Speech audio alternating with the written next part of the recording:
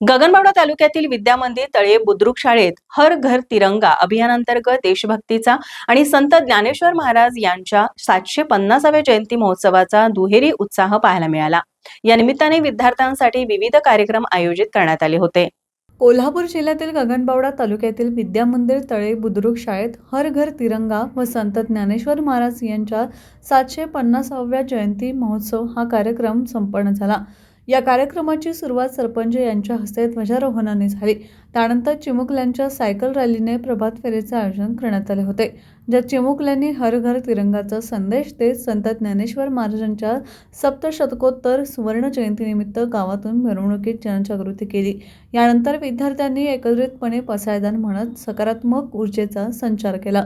शाळेच्या भिंती तिरंगा प्रेरित कलाकृतींनी सजवण्यात आल्या होत्या आणि विद्यार्थ्यांनी वक्तृत्व, निबंध, रांगोळी स्पर्धांमध्ये आपला सहभाग नोंदवला।